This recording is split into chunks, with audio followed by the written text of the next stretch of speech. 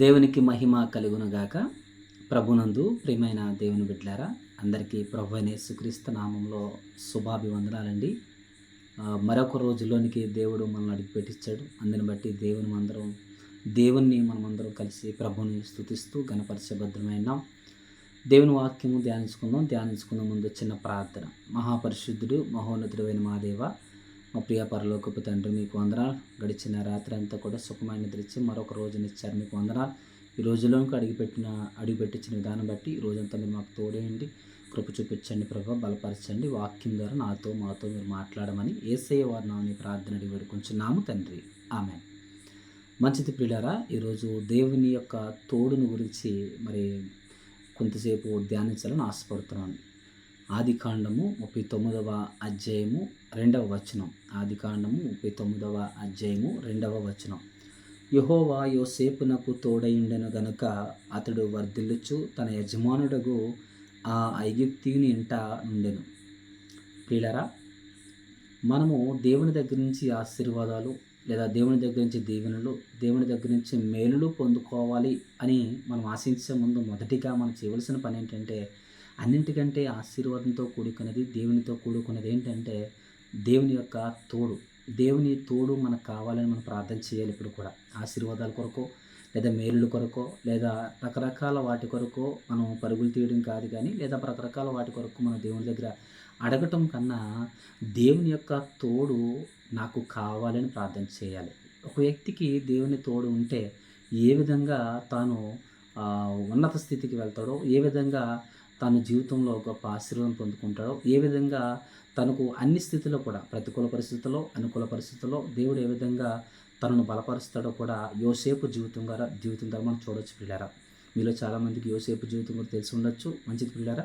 అయితే ఇక్కడ యోసేపుని గురించి చాలాసార్లు మనం చూస్తాం. యెహోవా యోసేపునకు తోడై ఉండెను గనక. యెహోవా యోసేపునకు తోడై ఉండెను గనక అంటే అన్ని స్థితుల్లో కూడా దేవుడు యోసేపునకు తోడై ఉన్నాడు.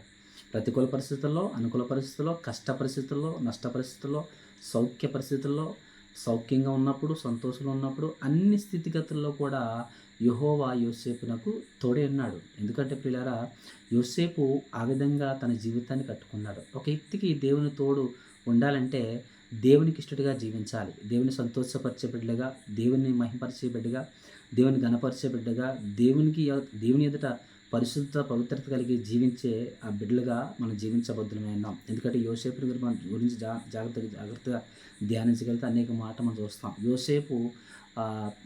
యెహోవా యోసేపునకు తోడైండని అనేక సార్లు మనం అక్కడ చూస్తాం. అయితే 2వ వచనం చదవంగా మనకు 3వ వచనం కూడా మనం జాగ్రత్తగా గమనిస్తే, యెహోవా అతనికి తోడైండనియు అతడు చేసినదంతయు అతని చేతిలో యెహోవా సఫలము చేసెననియు. ఏంటంట, అతడు చేసే ప్రతి పనిలో కూడా సఫలం ఉంది. అంతేకాదు తను చేసే ప్రతి పనులు కూడా విజయం ఉంది. కారణం ఏంటో తెలుసా? దేవుని యొక్క తోడు యోసేపునకు ఉంది. ఈరోజు పిల్లరా, దేవుని తోడు నీకుంటే మన పనుల్లో కానీ లేదా మనం చేసుకున్న ప్రతి విషయంలో కానీ దేవుడు నీకు తోడు ఉంటే పిల్లరా, దేవుడు నిన్ను ఆశీర్వదిస్తాడు. నువ్వు చేసే పనిని ఆశీర్వదిస్తాడు. నువ్వు చేసే ప్రతి పనిలో కూడా ప్రతిఫలాన్ని అనుగ్రహిస్తాడు. ఇక్కడ రాయబడిన మాట ఏంటో తెలుసా? యెహోవా సఫలం, అతను చేసే ప్రతి పనిని కూడా అతని చేతిలో యెహోవా సఫలము చేసిననియు అతని యజమానుడు చూచినప్పుడు అని మనం ఇక్కడ చూస్తాం పిల్లరా.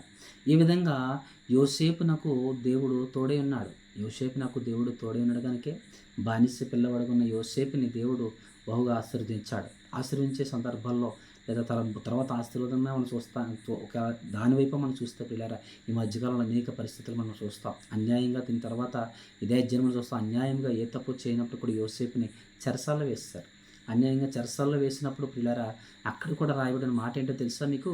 అక్కడ ఇదే 39వ అధ్యాయం అంటాడు కదా, 21వ వచనంలో, అయితే యెహోవా యోసేపునకు తోడైండి అతని యందు కనికరపడి అతని మీద చెరసాల యొక్క అధిపతి కటాక్షం కలిగినట్లు చేశాను. తర్వాత కూడా చూస్తారు 3వ వచనంలో, యెహోవా అతనికి తోడైండెను గనక.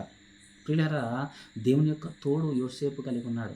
దేవుని యొక్క తోడు, దేవుని యొక్క కాపుదల యోసేపు కలిగి ఉన్నాడు. ఎటువంటి స్థితిలోని సరే తాను అన్యాయంగా చెరసాల్లో వేయబడ్డాడు. అన్యాయంగా చెరసాల్లో వేశారు. ఏ తప్పు చేయనప్పుడు కూడా, ఏ పాపము చేయనప్పుడు కూడా అన్యాయంగా చెరసాల్లో వేశారు. అయినప్పుడు కూడా యోసేపునకు దేవుడు తోడే ఉన్నాడు.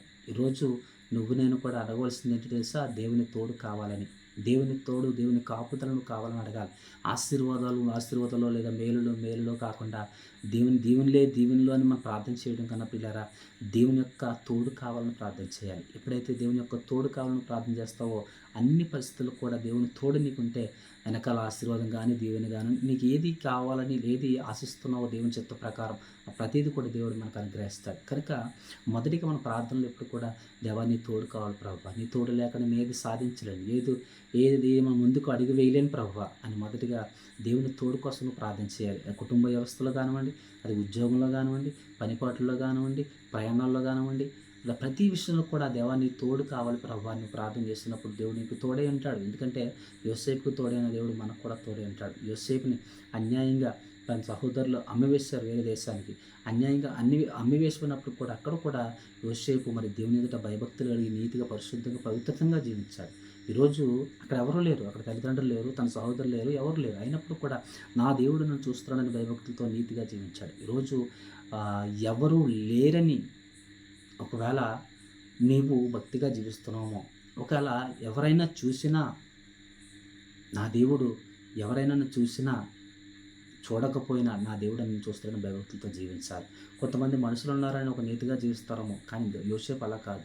తన మనుషులు లేరు, తన సహోదరులు లేరు, తన తల్లిదండ్రులు లేరు, అక్కడ అయినప్పుడు కూడా నా దేవుడు నన్ను చూస్తున్న ఇటువంటి దుష్కార్యము చేయనని, పాపానికి ఒడిగట్టనని పరిశుద్ధంగా పవిత్రత కలిగి జీవించాడు యోసేపు. కనుకే యోసేపు జీవితంలో అనేక అవరోధాలు, అనేక ప్రతికూల పరిస్థితులు ఎదురైనప్పుడు కూడా యెహోవా యోసేపునకు తోడై ఉండి ఆ ఐగుప్తు దేశానికి మరి ఒక ప్రధానమంత్రి లేదా రాజుని చేశాడు. అక్కడ ఐగుప్తు దేశానికి ఒక ప్రధానమంత్రిని చేశాడు. అటువంటి అద్భుతమైన కార్యం యోసేపు జీవితంలో జరగడానికి కారణం తెలుసా? యోసేపునకు దేవుడు తోడే ఉన్నాడు. ఎప్పటి నుంచి? చిన్నప్పటి నుంచి కూడా యోసేపునకు దేవుడు తోడే ఉన్నాడు. జాగ్రత్తగా గమనిస్తే 37 అధ్యాయం చూస్తాం. యోసేపునకు దేవుడు తోడే ఉన్నాడు కనుకే మొదట్లోనే మనం చూస్తాం, తర్వాత కూడా చూస్తాం, తర్వాత శ్రమల కాలంలో, అంతేకాదు ప్రతికూల పరిస్థితుల్లో, అనుకూల పరిస్థితుల్లో, అన్ని స్థితిగతుల్లో కూడా యోసేపు దేవుడి మీద ఆధారపడ్డాక దేవుడు యోసేపునకు తోడైనాడు. ఈరోజు నేను కూడా దేవుడి మీద ఆధారపడగలిగితే, దేవుడి మీద ఆధారపడగలిగితే దేవుడు నీకు తోడే ఉంటాడు. దేవుడు తోడే ఉంటే తర్వాత నువ్వు ఏది పొందుకోవాలో అది శ్రమల కాలంలో, కష్టకాలంలో కానీ ఏ విషయంలో సరే దేవుడు నీకు తోడే ఉంటాడు. అంతేకాదు దేవునికి నువ్వు పట్టుకోగలిగితే దేవుడు నీకు తోడే ఉంటాడు. అన్ని స్థితిగతుల్లో దేవుడు నిన్ను బలపరిచి ఆశీర్వదిస్తాడు. అట్టి స్థితి మనకి ఇవ్వాలని తెలియజేస్తూ, అట్టి స్థితి నీకు ఇవ్వాలని తెలియజేస్తూ ఈ మాటలు ముగిస్తున్నాను. ప్రార్థన. ఇంకా అనేక మాటలను యోసేపు గురించి ఇంకా చెప్పాలంటే, కానీ కొన్ని మాటలతోనే ముగిస్తున్నాను. ప్రార్థన. మహాపరిశుద్ధుడు, మహోన్నతుడు మా దేవ, మా ప్రియ పరలోకపు తండ్రి, మీ పరిశుద్ధ నామమునకు, ఘనమైన నామముకు లెక్కింపలేని స్తోత్రాలు చెల్లించుకుంటున్నాం ప్రభువా. యెహోవా యోసేపునకు తోడే నేను వాక్యం సెలవిస్తుంది. అవును తండ్రి, మా బ్రతుకుల్లో మీ తోడు మేము పొందుకోవడం సహాయం దయచేయండి. మీ తోడుని మేము పొందుకునేది మా బ్రతుకులు కూడా యోసేపు వలె నీతియుక్తమైన జీవితం కట్టుకోవడం సహాయం దయచేయండి ప్రభు. మీరు చూస్తున్నారని భయభక్తితో ఎక్కడున్నా, ఏం చేస్తున్నా, ఏం చూస్తున్నా, ఏం వింటున్నా మీరు చూస్తున్నారని భయభక్తిలో మా బ్రతుకులు, మా జీవితాలు కట్టుకోవడం సహాయం దయచేయండి ప్రభు. మీ తోడుని ప్రభు ప్రతి విషయంలో, ప్రతికూల పరిస్థితుల్లో కూడా ఎదుర్కొని ప్రతికూల పరిస్థితుల్లో కూడా మీ తోడు మా మీద ఉండే విధంగా అటువంటి జీవితాలు మేము కట్టుకోవడం సహాయం దయచేయండి. ఎందరైతే మమ్మల్ని ప్రార్థనాసులో కూడా దయచేయండి. ఎందరైతే బలహీనలను బలపరచండి. ఎందరైతే అనారోగ్యంతో బాధపడుతూ స్వస్థపరచమని, ఈ వాక్యమైన ప్రతి బిడ్డలను దీవించి ఆశీర్వదించమని యేసయ్య వారి నామమున ప్రార్థన వేడుకొచ్చున్నాము తండ్రి. ఆమేన్. అందరికీ వందనాలండి.